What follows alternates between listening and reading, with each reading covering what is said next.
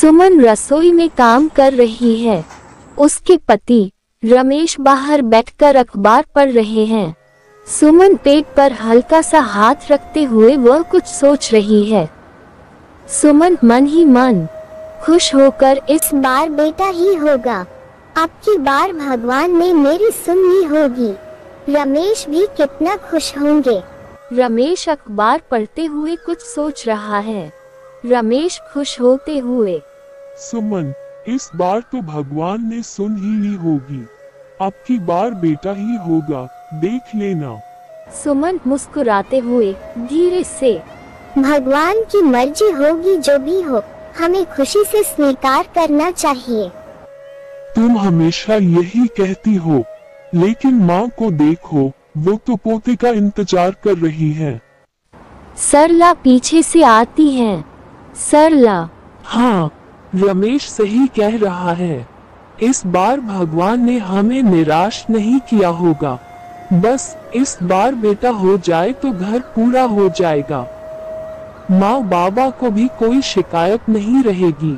कुछ दिन बाद सुमन और रमेश दोनों अल्ट्रासाउंड कराने क्लिनिक पहुँचे हैं। डॉक्टर रिपोर्ट देखते हुए मुस्कुरा रहे हैं। बधाई हो, आपके घर फिर से लक्ष्मी आ रही है। आपको बेटी होने वाली है। सुमन और रमेश एक दूसरे की ओर देखते हैं। सुमन के चेहरे पर चिंता और निराशा का भाव है। रमेश धीरे से आह भरते हुए, फिर बेटी। सुमन की आंखों में आंसू आ जाते हैं। उदास होकर, मैंने तो सोचा था कि इस बार।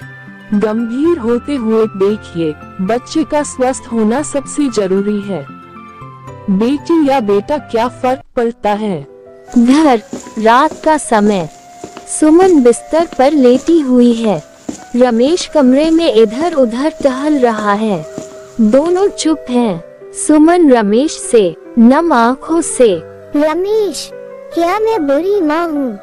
मैं हमारी बेटी से प्यार करती हूँ, लेकिन फिर भी बेटा चाह रही थी। सुमन, हम दोनों ही बेटे की आस में थे। माँ बाबा की भी यही इच्छा थी। कुछ क्षणों के लिए दोनों चुप हो जाते हैं। गंभीर स्वर में, लेकिन मैंने आज सोचा कि बेटी होना भी तो उतना ही सुंदर है।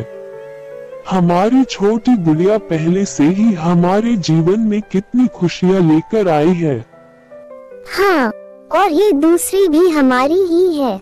चाहे बेटी हो या बेटा, हमारी संतान तो हमारी दुनिया है। कुछ महीने बाद अस्पताल में सुमन की गोद में एक प्यारी सी नवजात बच्ची है। रमेश सुमन के बगल में खड़ा है, बच्ची को प्यार से देख रहा है। हमारी बेटी कितनी प्यारी है। सुमन मुस्कुराकर प्यार से, हाँ, और देखो ना, कितनी मासूम है। अब तो मुझे समझ आ गया कि बेटा हो या बेटी, कोई फर्क नहीं पड़ता। रमेश बच्ची के सिर पर प्यार से हाथ फेरता है। सुमन हॉस्पिटल से घर लौट आते हैं। पड़ोसी और रिश्तेदार मिलने आते हैं। कुछ लोग खुशी जाहिर करते हैं, जबकि कुछ निराशा। पड़ोसी, क्या फिर बेटी? हाँ, बेटी है, और हमें उस पर गर्व है। बुद्धि, उनकी पहली बेटी, दौड़कर आती है और नवजात बहन को देखती है। माँ, क्या मैं अब इसकी बड़ी बहन बन गई? हाँ, तुम इसकी सबसे अच्छी बड़ी बहन हो। सुमन रमेश से, समाज की बातों में आकर हम बेटे के पीछे भागते रहे, पर आज मैं समझ गया कि बेटियां भी उतनी ही अनमोल होती हैं। हमारी बेटियां ही तो हमारे जीवन का असली आशीर्वाद है। सुमन मुस्कुराती है और बच्ची को गोद में लेकर प्यार से चूमती है। अब हमारी दो बेटियां हैं। दोनों हमारे लिए सबसे बड़ा वरदान है। रमेश और सुमन अपनी बेटियों को देखकर मुस्कुराते हैं। बेटियों के साथ खुशहाल जीवन बिताते हुए सुमन और रमेश का परिवार। बेटा हो या बेटी, दोनों ही भगवान की देन है। समाज चाहे जो भी कहे, लेकिन असली खुशी अपनी संतानों के प्यार में होती है। बेटियां भी उतनी ही कीमती होती हैं जितना बेटा। प्राचीन समय की बात है। उज्जैन में राजा भोज राज्य करते थे। वह बड़े दानी और धर्मात्मा थे। उनके बारे में प्रसिद्ध था कि वह ऐसा न्याय करते कि दूध और पानी अलग अलग हो जाए। नगरी में एक किसान का एक खेत था जिसमें उसने कई साग सब्जी लगा रखी थी। एक बार की बात है कि खेत में बड़ी अच्छी फसल हुई। पूरी जमीन पर तो खूब तरकारियां आईं, लेकिन खेत के बीचों बीच थोड़ी सी जमीन खाली रह गई। हालांकि किसान ने उस जमीन पर भी बीज डाले थे, लेकिन वहां कुछ नहीं उगा। किसान ने वहां खेत की रखवाली के लिए एक मचान बना लिया। जब भी किसान मचान पर चढ़ता अपने आप चिल्लाने लगता, कोई है, राजा भोज को पकड़ लाओ और सजा दो, मेरा राज्य उससे ले लो, जाओ, जल्दी जाओ। सारी नगरी में यह बात आग की तरह फैल गई और राजा भोज के कानों में पहुंची। राजा ने कहा, मुझे उस खेत पर ले चलो, मैं सारी बातें अपनी आंखों से देखना और कानों से सुनना चाहता हूँ। राजा भोज जब उस जगह पहुँचे तो उन्होंने भी वही देखा कि किसान मचान पर खड़ा है और कह रहा है, राजा भोज को फौरन पकड़ लाओ और मेरा राज्य उससे ले लो। ये सुनकर राजा चिंतित हो गए। चुपचाप महल में लौट आए। उन्हें रात भर नींद नहीं आई। सवेरा होते ही उन्होंने राज्य के ज्योतिषियों और जानकार पंडितों को इकट्ठा किया। उन्होंने अपनी गोपनीय विद्या से पता लगाया कि उस मचान के नीचे कुछ छिपा है। राजा ने उसी समय आज्ञा दी कि उस जगह को खुदवाया जाए। खोदते खोदते जब काफी मिट्टी निकल गई तो अचानक एक सिंहासन प्रकट हुआ। सिंहासन के चारों ओर 8-8 पुतलियां यानी कुल 32 पुतलियां खड़ी थीं। सबके अचरज का ठिकाना न रहा।